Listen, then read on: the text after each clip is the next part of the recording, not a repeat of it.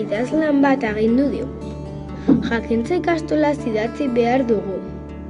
Niretzako eskola ondo pasatzea eta lagunekin egotea da.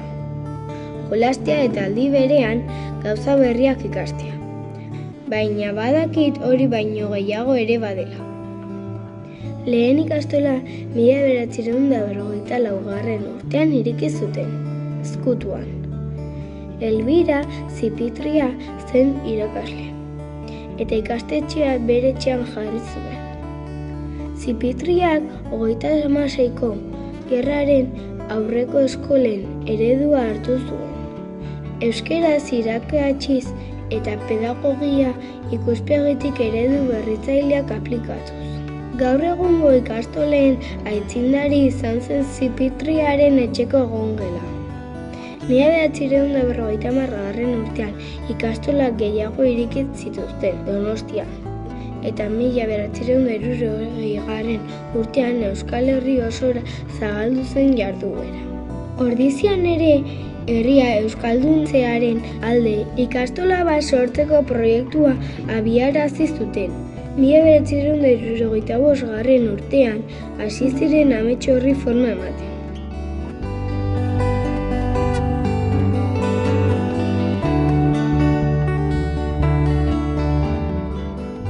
Lazkautik deitu zuen.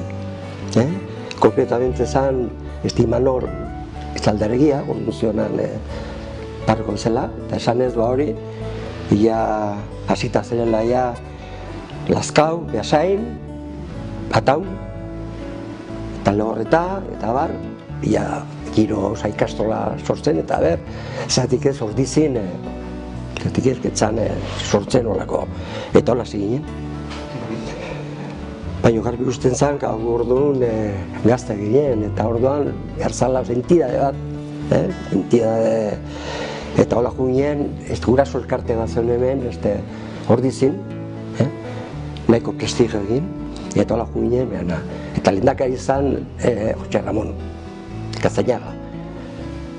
Amez bide ginen, bere gana, eta pixkat hori izan gendun, nola zeon gana, beste herrik ere bai asitela lan, eta bere hemen ordizin, eta behar hartu zon izugarrizko entusiasmo egin. Euskara aldetik beharra ikaragarri esatik, ordizin dena erdera egiten zen. Etxetan bakarrik egiten zen euskara pixka bat, bestela dana kanpon dena erdera egiten zen. Ezagen duen, bueno, bide bat bilatu errazok euskara aurre atea dein. Ez da ja, galduta gelditu atzea. Orduan zeginen launkoarria bat otantxe, ikastolazteko garaien izan zen batez familia arteko bilera bat. Guk ez dut nahi, gero gure semeek ere bai, erdal kultura bat hartzea, baizik euskara. Eta hola zitzen, kontzientzi bat, egin berzala euskal eskolak. Ikastolak herrian zeuden etxeazpitako lokalak, garajek, eta neurri baten, zoko guztik eta gainea zoko horiek eta uzten ziren azpiegitura guzti horiek, borondatezko nolabaiteko jende guztien zituenak ziren. Martini Barguren, hemengo jaia zen, hemengo nauzie, eta behar zeitun.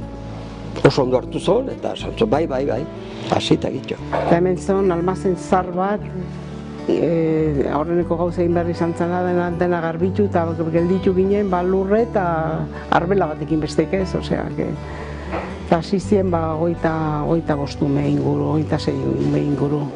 Gela handi bat zen eta gero ofizina izan dako beste gela txikitxo bat. Gela handia bionbo baten bidez bizatik genitun eta bestea ofizina izan dako hartan. Ez genitun ez maik eta lurren eseritze ginen, eta gure ekintza guztia han moldatzen gendun. Zaitasunek asko, Guardia Zibileke bai bisitan etxea, eta kontu handikin. Eta beti bildurrez. Bi aldiz, ateran induten etxetik, gaueko ordu txikitan, ikastolako ateak irikitzeko eskatuz, ikastola miatzea etorri ziren, ez da? Eta beti susmo horiek, nolabait, ikastolak beste zerbait ilegalaren nolabaiteko tapaderak edo zeak zirela. Bueno, hasieran hori klandestinoa zen, ez genuen inun izen eman da, orduan horregon ziren bolara ezberdinak, hasiera baten igual lehenengo urte hasieran nahiko lasai egon ginen, baina gero ja hasi zen edo Guardia Zibila etortzen, baina bageneuzkan herrian abisatzen zigun jendea, Guardia Zibila atostela.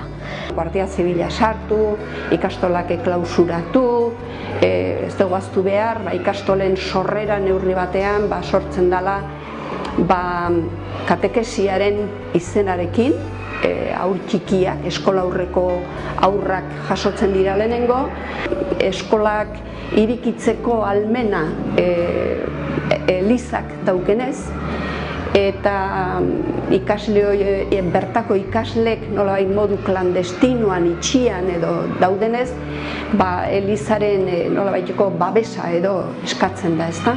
Hasi hainen, junginen lokala berrik hartzen, horrek gero Ormazabalen etxen, harrek emantxo bete lokal bat, hauta pasatu ginen parte bat.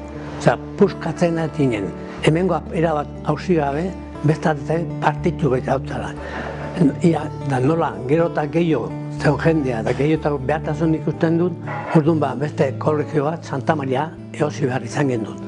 Eta orduan, guraso talde bat osatu zuten, eta horiek izan ziren, nire gana etorri zirenak esanez, prestatuko nintzatekeen, olako proiektu baten sartzea, ez da? Ni garai hartan ez neukan inongo titulorik, eta joan nintzen Rosaritokin batean, Donostiara irakasle prestatzeko sortu zen residentzi batetara. Orduan hor, euskera, euskal kultura eta pedagogi inguruko berrikuntzak ikasteko eta praktikan jartzeko aukera izan genuen. Guk orduan ez genukan ezer, geuk prestatzen genuen dena, eta beti ere, banderinon elkar lanean beti. Gu irakasle bezala antolatuta geunden Baiara mailan Beasaingo lizeoan elkartzen ginen formakuntza jasotzeko.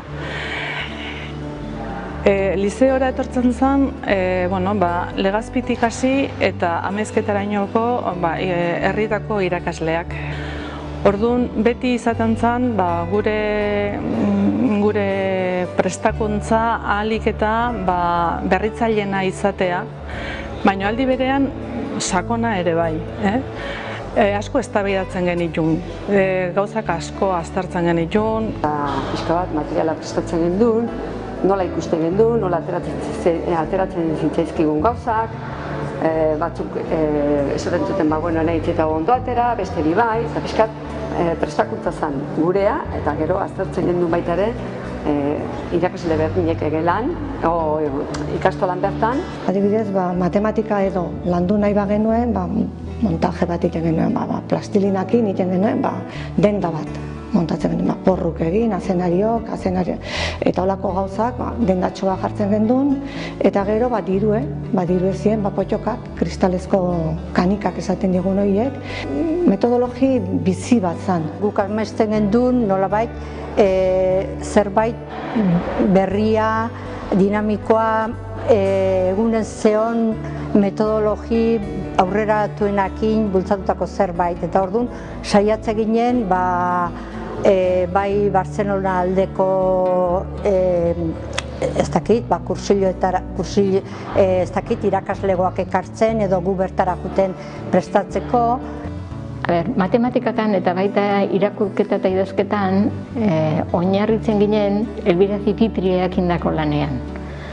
Elbira Zipitriak asmatu zituen zenbait gauza, eta pedagogian oso aurreratua zen. Elbira Zipitria dela neurri batean, berak pixka bat, irakaslea bera, irakasle ikasia, eta neurri batean, berak 1953an bere etxean sortzen du lehenengo ikastola. Eta ikastola hura noski etxe eskola bezala edo konsideratzen zen. Gogoratzen naiz nola Jose Miguel Barandiarenek nola antropologiako klaseak ematen zizkigun. Gogoratzen naiz berrikuntza edo korrente importanteenak nola aztertzen genituen. Ingurumenarekin lotutako hainbat material didaktiko bezala, ni bintzat material didaktiko bezala eta oso aberatsak konsideratzen dituen, eta gaur egun ere bai, irtera asko egiten dituen, eta irtera horiek aprotxatzen genituen, sandabelarrak biltzeko, harriak biltzeko, xomorroak biltzeko, inguruan geneukan guztia. Errekak, gero baita ere, material didaktiko bezala baita ere, erabiltzen genuen ikaslek zekitena baita ere. Adibidez, baserriko ikasleak oso jakinduri aberatsa zuten, igual kalekumek ez zutena, eta orduan, adibidez esko izunik, behia lantzen ari baginen, igual baserri batean joaten ginen, da han ikusten genuen, behia. Egiten genuen bandeja baten jarri, orea esaten genuen, orea muko pasta bat, eta pasta hori egiten genuen ude, azukrea, eta gero gelatina bat bezala, arraien gelatina bat erosten genuen drogerian, hori dena irakinda jartzen genuen, botatzen genuen bandeja horren gainea, eta ja, gelditzen zen, ore bat eginda ez, biguna, gero horri baten fitxa prestatzen genuen, landu nahi genuen fitxa hura. Nola kalko bat jartzen genuen, kalkoan gainean jartzen genuen horri, han egiten genuen, ze lanketa egin nahi genuen, eta gero hura itxasten genuen bandeja horren gainean, eta antxe gelditzen zen, itxatxita, ez? Horri bat hartu, gainetik pasa, eskua gainetik pasa, eta banan, pentsatu zen, orduako bazeon beste herritakoekin da elkartuta eta mugimendu bat, nun bat elkartu behar ginela, edo bestela ikastola ixtea zetorrela. Orduan, horren aurrean, erabaki zen, beste herritakoekin batea pentsatzen dut, erabakiko zela, ordizia etortzea. Eta gelatan, banatu egiten genituen, herritako ikasleek, euskaldun peto-petoak ziren, eta ordizian berriz, nahiko herri erdealduna zen. Orduan, herrietako ikasleegok, hizkuntza alderretik, aportazio ikeragarria egin zuen ordiziko ikasleegok. Baina ilusioak soilik ez ditu paretak eraikitzen. Halako proiektu batek dirua eskatzen du, eta jakintza ikastolaren kasuan, herritarrak eurak izan ziren diru hori eman zutenak. Eskura zituzten baliabideak erabili zituzten, eta baita berriak sortu ere. Eta pixkanaka ikastolaren ametsa pareta eta ikasgela forma hartzen joan zen. Diruarekin eskasi egoten zen bolaratan, batez ere udako kotarik etzan kobratzen, eta hortarako muntatzen ziren festak ziela eta tombola eta sagardotegik eta hainbat errifa eta ekintza egiten ziren.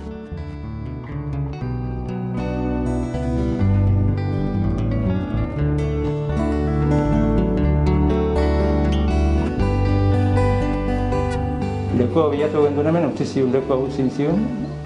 Eta egiten esaten zein zan nagusiena, baina utzi ziun lekuo. Eta hemen antola gendun, nik uste Goierriko lehenengo sarrotik izan lehike hemengoa. Sarrotik antzekoa izat. Eta inguruko batzekien, hemen bintzen zen diluego, zala ikastolako, agintzako horretiko, eta horrek asko lagundu zen. Eta jende bat asko etortzen zen mintzat, lehor eta itxasundu hasi, eta Lazkao, Ordizi, Gasai, eta inguru. Gero, ikastolak beste finantziazio batzuk eta beste bide batetik handitu zen, eta pentsatzen denik hemengo diru kopuru, etzila esango soluzioa ezertako, baina, Laguntza handi izan. Egon ginen, jendea pixkat alkartzeko eta lan eukitzeko buru behintzat espiritu hori lana egiteko zerbaitetaz.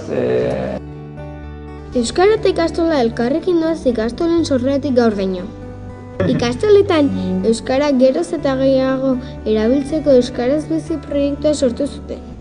Nor ez dago gogoratzen Argitxo Iratxoaz?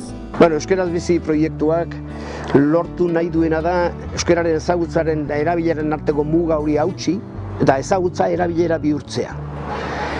Horretarako gure planteamenduaren barruan ezinbestekoa da ikasleari ahalik eta euskararik egokiena irakastea, nahikotasun maila bat izan dezan harremanetarako, eta horrezaz gain ezinbestekoa da euskaraz hitz egiteko behar diren estimuluak edo kinadak berak ikustea, sentitzea eta bizitzea. Hori hola izan da, erabaki genuen ikastolaren barruan, ikastolak izan behar zuen euskararen etxea. Etengabeko euskararen aldeko kinuak, sensazio pozgarriak islatuko zituena. Eta garai batean Euskaraz Bizi proiektua zana, orain dela urte batzuk integratu genuen IZPRO taldean. IZPRO taldea arduratzen da ikastolako hizkuntz guztien irakaskuntza eta ikaskuntza prozesuaz edo arduratzen da, eta horren barruan badago motivazioaren atala edo eta horre kokatuko genuke Euskaraz Bizi proiektua. Eta berrikuntza moduan edo azken 2 urte hauetan ikasle batzordea edo ikasle taldea sortu dugu, batez ere beraien ideiak jasotzeko eta ikasle gustoko dituzten jarduerak sartzeko gure egitarauan. 1983an kilometroa jai ospatu zen Ordizia. Euria gogotik egin zuen, baina ekaitz guztien gainetik milaka bihotzen taupadek berotu zuten Ordizia.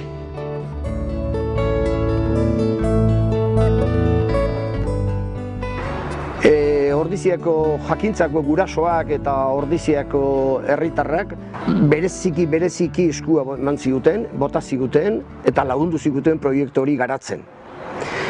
Egun berean eguraldi txarrak kolpatu gintuen eta ez dut esango gure helburuak guztiak zapuztu zituenik inondik ere ez, baina bai kaltea jasan genuen.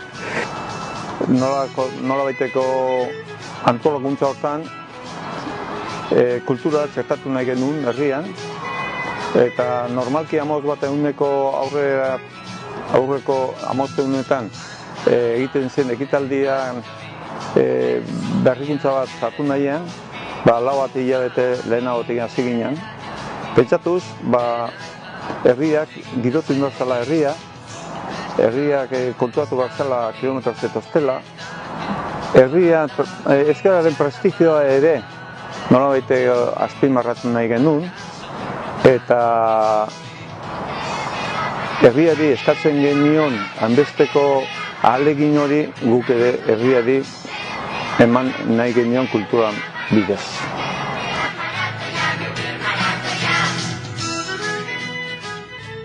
Andereñoak guri eskatutako ariketaren antzeko egin zuten ikastolako guraso eta irakasleek. Alegia, idatziz dokumentu garrantzitsu batean adierazi zuten zer den jakintza ikastola, zer helburu dituen eta abar.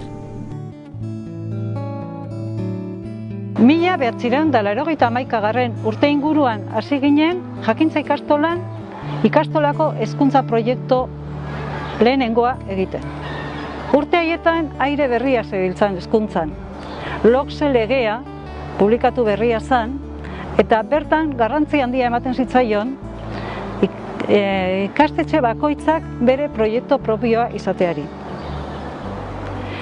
Ikastolan elkarteak ere aproposa ikusi zuen garai hori ikastolek bakoitzak bere proiektu propioa osatzeko. Hezkuntza proiektuak oinarrian 3 eremu ditu. Identitate oharrak, hau da, nor garen definitzen dan, edo ikastola zer den definitzen den unea. Instituzio horren helburuak eta hirugarrena antolaketa. Horko esaten den guzti hori gauzatzeko ikastolak antolatu behar dituen bideak.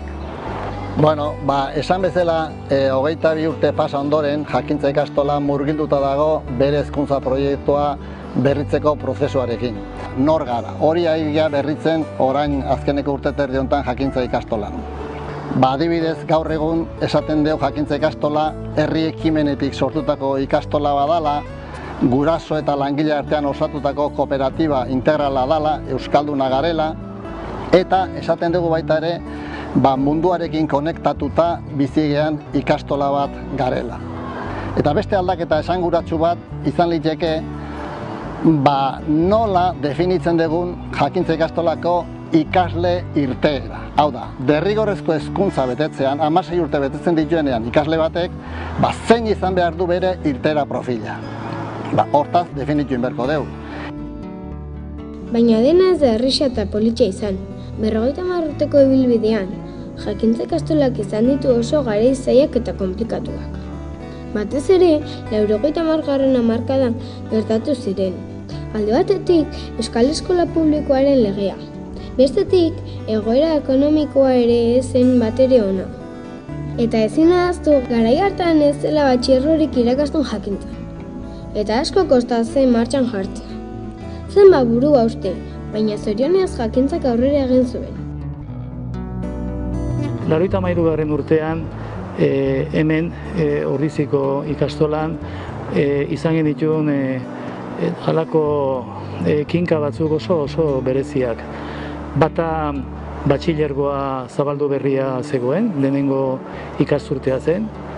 Gero ikastola honetako 25. urteurrena ospatu genuen.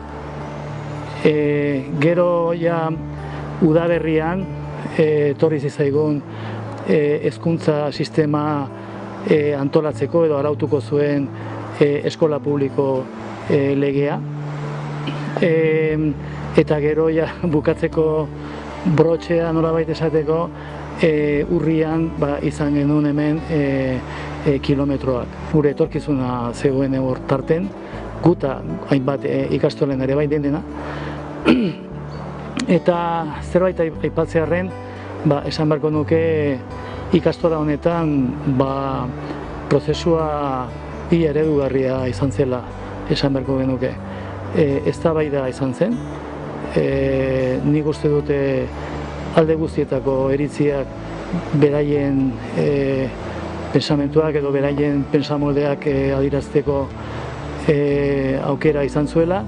Bi herenek hartu zuten sare kontzertatua jarraitzearen alde, eta sare kontzertatua esaten dedanean hartan legearek eskaintzen zigun aukera zelako da hori, baina denon buruan behintzat aukera hori defendatzen genenok uste du zegoela ikastola izatearen jarraitzearen aldekoak aukerak ziela horiek. Kalen zeon diskursoa, publifikazioa defenditzen zutenak, zan ikastola zala ikastetxe pribatu bat, ez dut esango elitista, baino kasi, eta baita ere, erda estaten hori pribatu zenez animo de lucro bat zehola. Orduan, guk udaletxe aldetik saiatzen ginen diskurso hori atzea botatzen, ze zan egia, ikastola zan herritik sortutako mugimendu bat, ez zon apenas kobratzen bere ikaslei zerbitzungatik, berez, argi zeon ez zehola animo de lucro hori, eta argi zeon ez zala baita ere elitista ikastetxe bat, berez ez zeon argudiorik defenditzeko ikastola pribatu ez da. Nahi bereiztea pixka bat zaila egiten zait, ni Orriziako alkate izan naizelako 4 urtez, baina ikastola honetako ikasle izan naizelako, nire ama irakasle izan delako iaia sorreratik eta 40 urtez, eta nire seme alabak ere hemen dauzkadalako, ez? Esango nuke, alkate izan naizen enean, eta iruditzen zait alkate orok behar luken enean, ikastolarekin izan dugun harremana oso harreman ona izan dela, eta aldi berean esan nahi nuke baita ere, udal bezala Ordizian dauden ikastola publiko zein ikastolarekin biekin izan dugula harreman oso ona. Azken baten, udalari dagokiolako herritarren ongizatea eta ongizatearen eredu hezkuntza delako. Igor Eguren bezala eta nire bizi ikaspen guztionekin gustatuko litzaiakena esatea da, etorkizunean ikusten denan Euskal Herri honetan hezkuntza publikoaren aldeko apostu bat egin beharko genukela eta zalantzarik ez daukadala gaur egun egiten ari garen bidea ikastolatik bertatik ere zentzu horretan doala. Azken batean guztiontzako berdina izango den hezkuntza mota bat lortzeko eta guztiontzat eredugarri eta ona izango den hezkuntza mota bat lortzeko. Garai hartan hasi ginen 92 batxilergok sartzen ikastolan, ikusi genuen apostu estrategiko bezala hori martxan jarri behar genuela. Horrekin batea ere Bi Eugenia haur hezkuntzako edifizioa ere martxan jarri genuen. Guzti honek ekarri zuen alde batetik batxilergoko gelaen konzertazioa eta diru laguntzak Jaurlaritzak ukatu zigun. 4 urte egon ginen konzertatu gabe gela guzti horiek, horrek ere ekarri zuen zulu ekonomikoa, inbertsioetarako genuken sartuta edo gordeta genuken dirue hortarako erabili behar izan genuen, eta horrez gain, 93 ondoren Jaurlaritzaren diru laguntzak ere asko murriztu ziren, ez? Alde batetik zorra handitan sartuta genden, diru laguntzen murrizketa ere etorri zitzaigun, eta ia 95-96 urte inguruan kiebra egoeran genden. Orduan aurrera egiteko bide bakarra edo ikusi zen zala langileek, hau da jakintza esea bukatzea, ente bezala, parora jutea irakasle guztiok eta paroa kapitalizatuz ikastola berri bat edo sortzea. Kooperatiba egitura izango zuen ikastola bat. Eta ez genekiun nora agindua zen, eta agian paro hori horren beharra izango genuen, ez? Hau da, gelditzen baginan lanik gabe, ez genuen paro horien aukerarik urte batzuetan.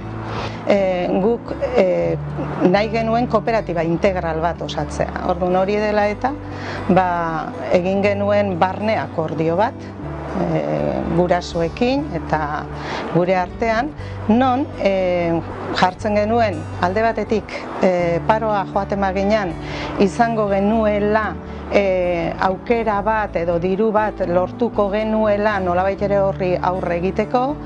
Bigarrenik guraso eta irakaslerian artean parekidetasunean funtzionatuko genuela, eta beste aldetik sindikatoak funtzionatuko zutela ikastolan, ez? Eta horren ginen beste 2 urte paroko dirua kobratu gabe, orduan berriro ere entidade finanzieroekin, haziendakin, egin behar izan genitun akordio batzuk, 2 urte horietan ez genuen esertxore ordaintzen, gure eguneroko funtzionamendu egiten genuen, baina ez entidade finanzieroi eta haziendai ez genion esertxore ordaintzen, eta handik 2 urtea inemeko ordaindu zuenen, berriro negoziatu genuen beste entidade horiekin, kita batzuk eta bizkan nola ingo genuen hortik aurrea gure ibilbidea eta gure ordainketa normalak.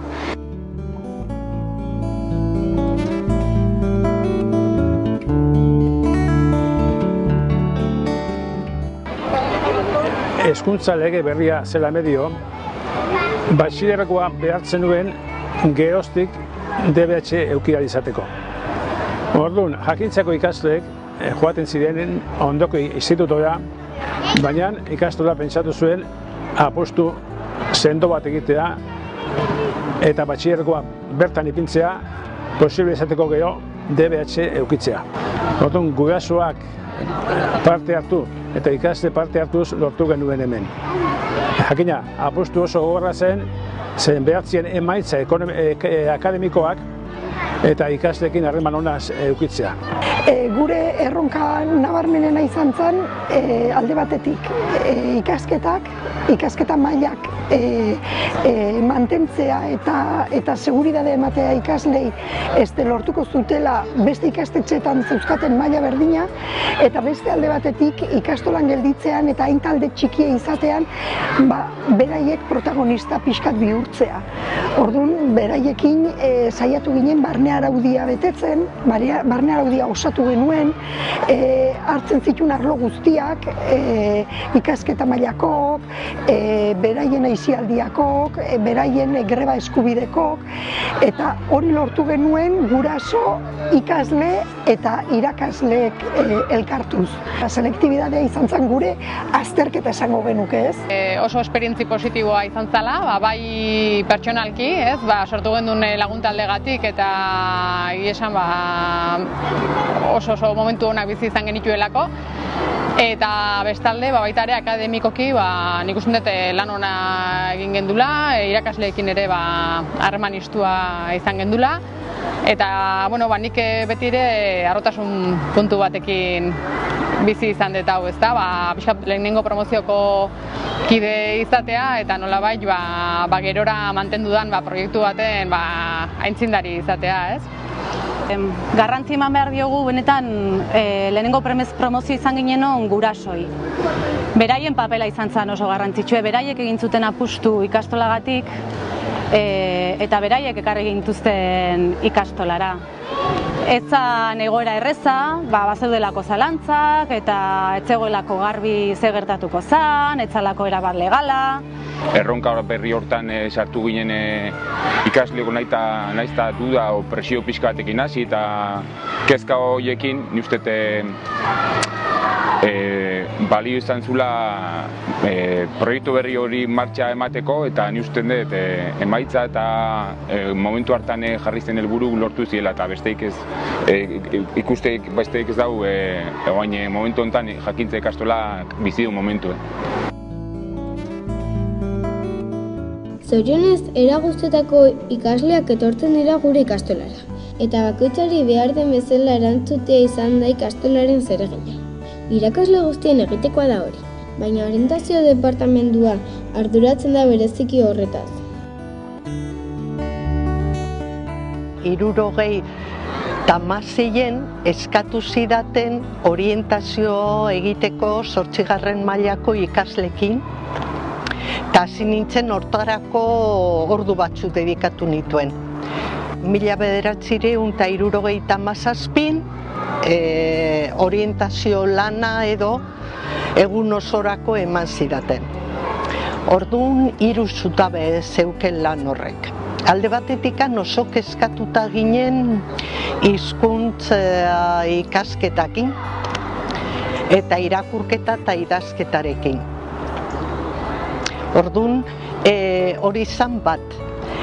Beste kezka bat zan behar bereziak zituzten aurrak, geroz eta gehiago genituela.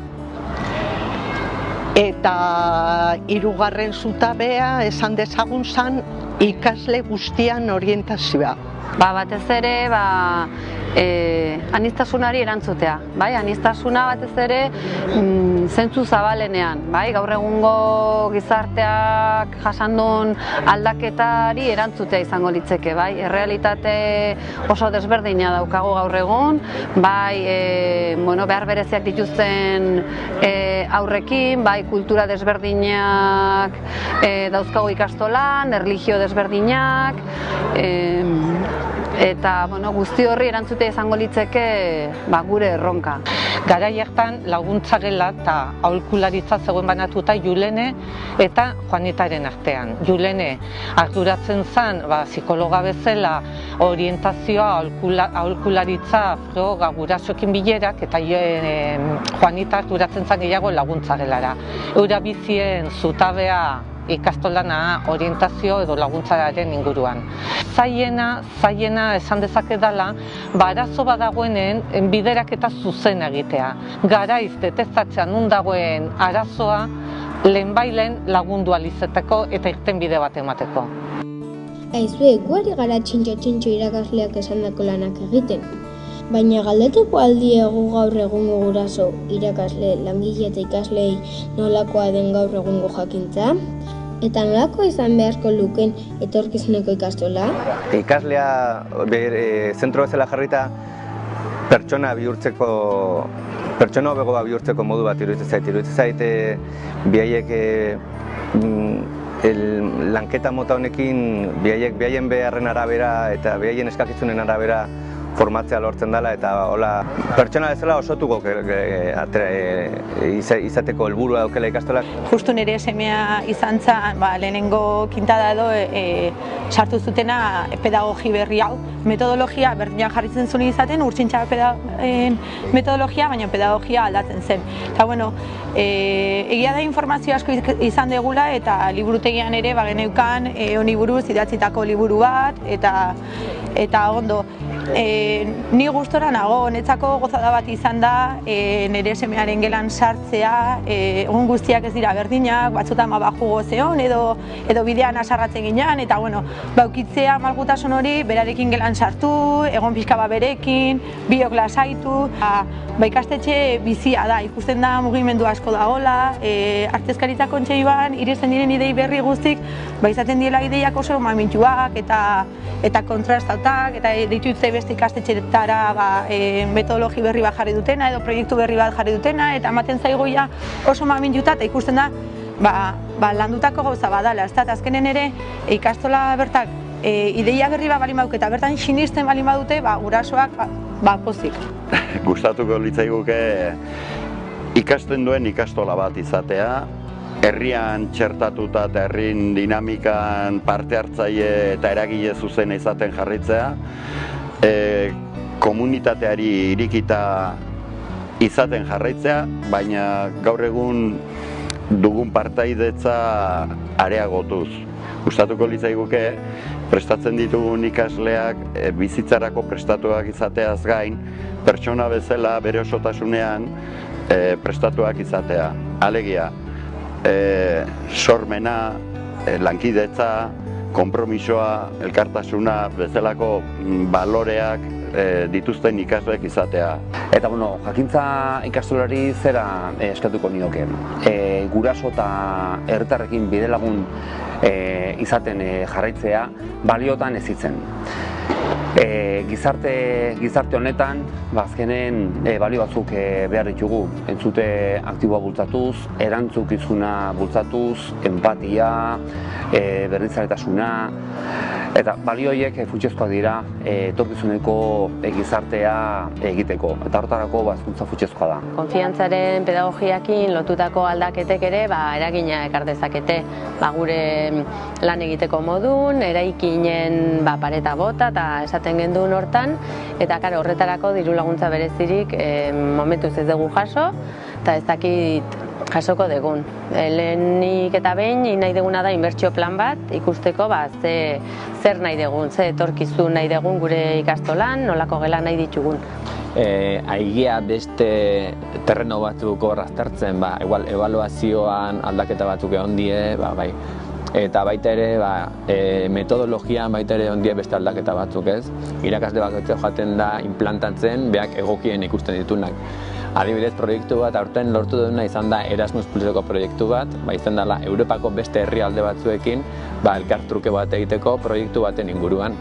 Eta, marko pedagogiko berri honen ingurun esan behar da, lan egiten hasi ginela iaz, eta azkenen konfiantzaren pedagogia horrenbeste komentatzen nahi gehan hontan, aldaketa txikitxo batzuk sartu ditugu. Aldaketa horiek egiedana da ez diela goendikan oso nabariak izan, ze pixkanaka txertatzen jungean gauza batzu die, baina adibidez aurrak sartzeko eta irteteko daukate ordutegi malgu bat. Zergaitik egiten da hori, pixka bat errespetatu nahi dalako, eta nahi dalako trataera berezia egin goxotasunez aurrak ikastolan sartze hori, ateratze hori.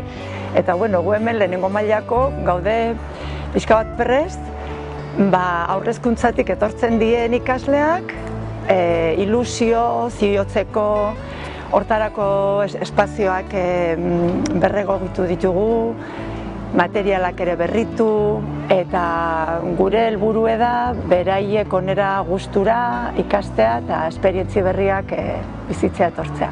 DBH-ko gure erronkak aurtengoak izango dira eta hemendiken aurrerakoak proiektua gure ganatzea.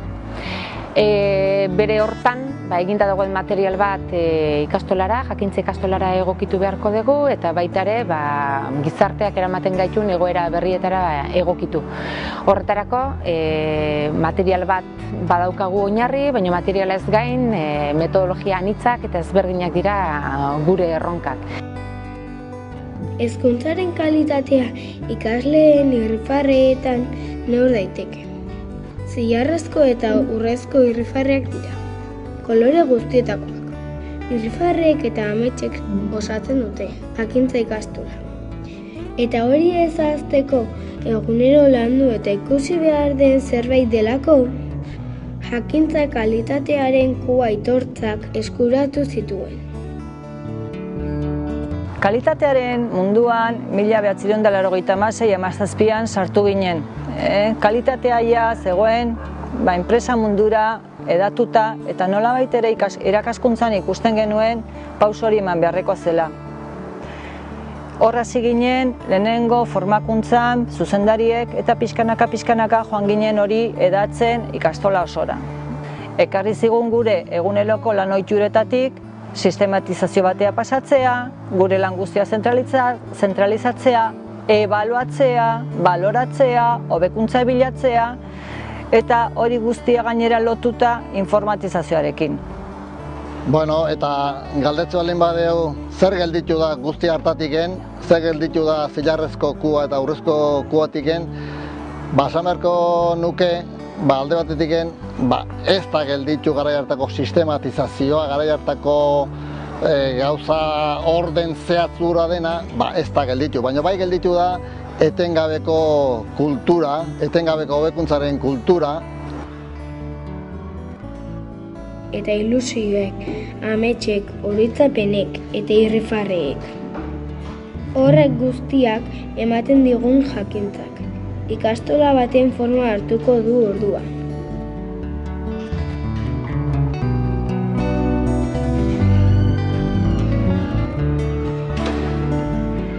Hiru urtetatio hemen egon naiz, eta ikastola instalazio diferentetan egon naiz, hasieran txiki, gero pasen nintzen honea, eta da zehozer beharrezkoa ikustetena nire bizitzako etapa bat edo. Hainbeste gustatzen zaigun bigarren etxe bat, baina gustoa ibiltzen gea orokorren. Bigarren etxe modukoa da eta azkenen gelakokin eta daukezun harremana baita oso gertukoa da irakaslekin bai, eta lasaitasun handi ematen du nahi behintzat hemen ikastek. Nire bizitzeko atal handi bat izan da, eta orduan betiak okiko duten horitzapen bat izango da, ona hemen ukitut nire lagunek, betiko izango dituten lagunek, baita irakaslekin harreman hona izan dut, eta ezakit, nire bizitzeko parte bat zela. Amets horiek nik uste dut batzutan praktikotasuna ona da, baina amets egitea ere bai. Ametsak nik uste dut benetan helburua garbi dagoenean bete egiten dira. Ez da ikastolan hasieran guk ez du importantzia bat guk gara jatan egin du lana hartu genuen hobi bezala, behartasun bat ikusita, baina gaur da bezala ikusita, ikusten dion gere nume karrera egitea joaiatu diela, hori da ja gehi eskatu ezin ditekena. Hori ez tapatzen dirukin. Hori da, herri bezala, Euskal Herri bezala sortzea. Gu beti eman deuna, euskera maite izan du betik, hoi izautu deu eta hoi izan da gure hizkuntza eta gure behotasune. Gu hasi ginenen ezer etxean ezer eta guain ikusten dugu ze ikastola dan eta nola dan eta nola ezik eta nola daun eta poza ematen du. Benetan arro nago horretaz. Ilusio handikin, etorri izan dunez lanea, gustoko lana izan dut, oso gustokoa, eta gainera atrebitzen naiz esatea disfrutatu ere egin dudala. Bueno, nik uste dut naizena eskolari zordi dana. aleka indegun saiakera haunditzeko kapazitatea izan dugu eta berrikuntza bat sortu da irakaskuntzan. Ez guretzat ikastolentzat bakarrik, irakaskuntza osora zabaldu den zerbait izan da. Hezkuntza ez da eraikin bat, ez da ordutegi bat. Hezkuntza ez da aitortza plaka batean neur daitekeen zerbait. Hezkuntza ikasleen ametsak dira, eta horregatik jakintza ikastola ametsek osatzen dute. Ilusioak dira bizigai. Elkartasuna eta mundu desberdin baten baloreak lantzeko lekua ikastola. Adreilu bakoitza izen bat da, zoko bakoitza oroitzapen bat. Eta leihoak eta ateak mundura irikita daude. Mundua ere jakintza bihurtu dadin, jakintza ere mundua bihurtu dadin.